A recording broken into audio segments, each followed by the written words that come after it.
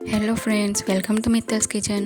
તો આજે આપણે જોઈશું કે આંબા હળદરને કેવી રીતે આથવી કે જેથી તેનો કલર પણ ચેન્જ ન થાય અને જ્યારે પણ ખાઈએ ત્યારે એકદમ ફ્રેશ લાગે. તો ચાલો આપણે વિડીયો સ્ટાર્ટ કરીએ.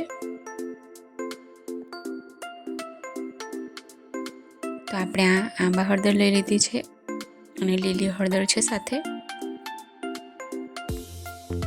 તો એને આપણે સૌથી પહેલાં એકવાર પાણીથી ધોઈ લેવાની છે કે જેથી એની અંદર જે માટી રહેલી હોય, ધૂળ માટી, એ બધી નીકળી જાય. અને હવે આપણે એની છાલ કાઢી લઈશું.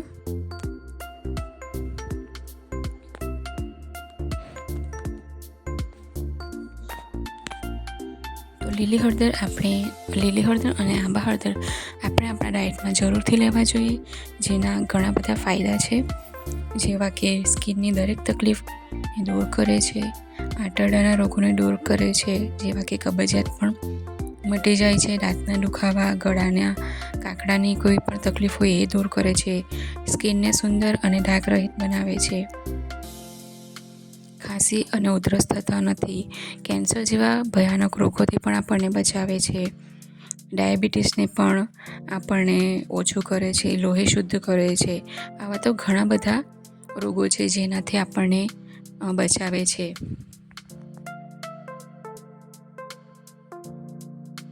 આમ તો નોર્મલ આપણને ક્યારેય પણ કંઈ પણ વાગે તો આપણે હળદર લગાવી દઈએ છીએ, હળદર પાવડર.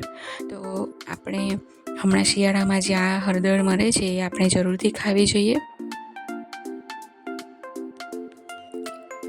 હળદર અને આંબા હળદરના એટલા બધા ફાયદા છે કે આપણને ગણાવે પણ ગણતા ઓછા પડે એવી રીતના છે.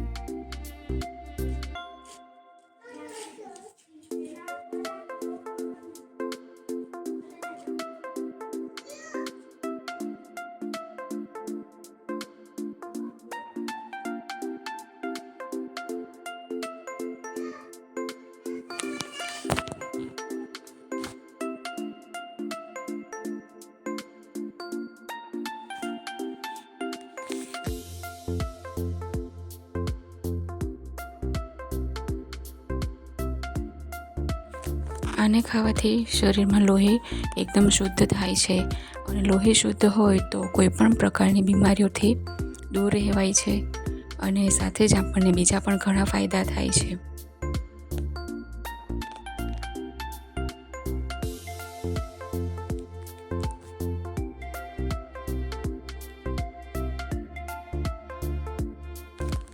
તો હવે આપણે બધી હળદર અને આંબા હળદરને છાલ કાઢી લીધી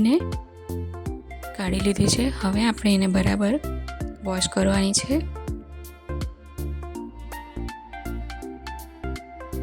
તો એક વાટકામાં લઈ લેવાની છે અને બરાબર 5 થી 6 પાણીથી એને ધોઈ લેવાની છે.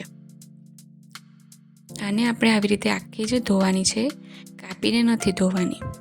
કાપીને ધોઈશું તો એની અંદરના બધા જે ન્યુટ્રિશન્સ વેલ્યુ હોય છે એ બધી નીકળી જાય છે. તો હવે આપણે એને 5 થી 6 પાણીથી ધોઈ લીધી છે અને એક વાટકામાં લઈ લીધી છે. હવે એને પતલી પતલી સ્લાઇસમાં કાપી લઈશું.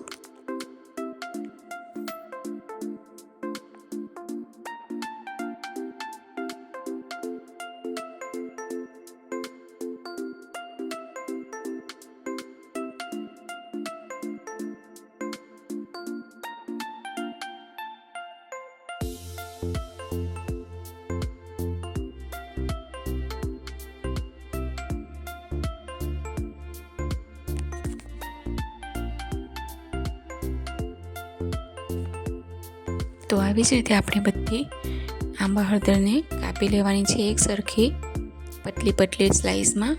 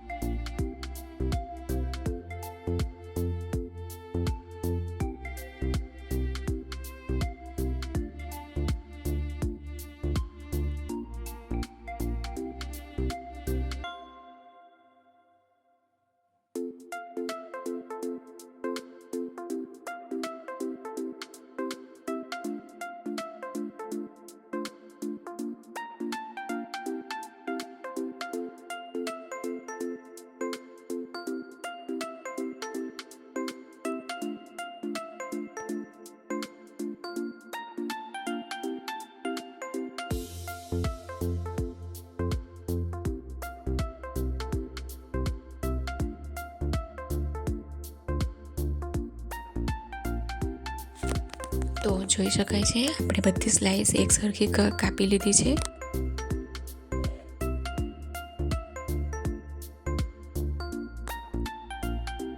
હવે આપણે એની અંદર મીઠું એડ કરવાનું છે.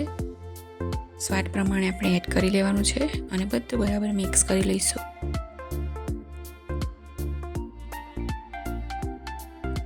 એની સાથે જ આપણે 2 ચપટી જેટલી હળદર લેવાની છે અને એક આખા લીંબુનો રસ લેવાનો છે.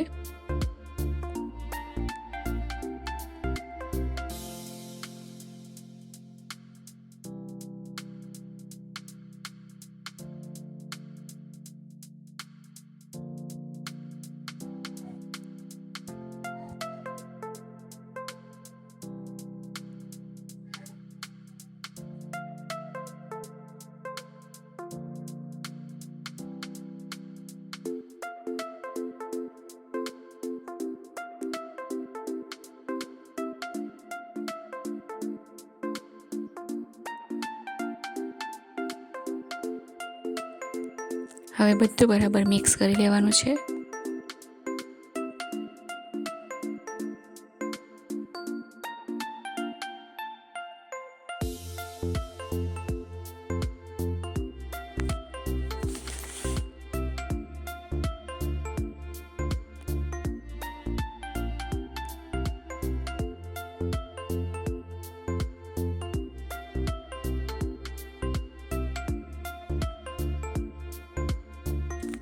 તો હવે આ રેડી થઈ ગયું છે.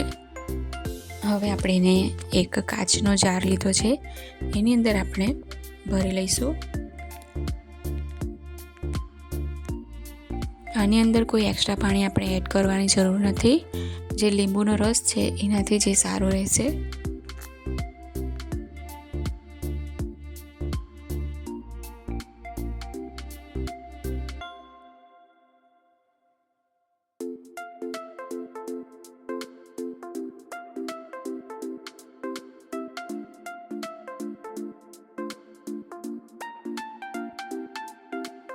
તો હવે આ રેડી છે ફ્રેન્ડ્સ.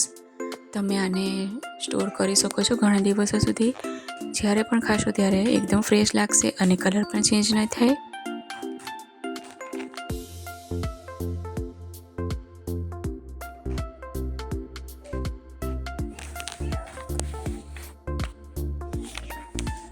તો આવી રીતે આપણે એને એક કાચની જારમાં ભરી લીધું છે.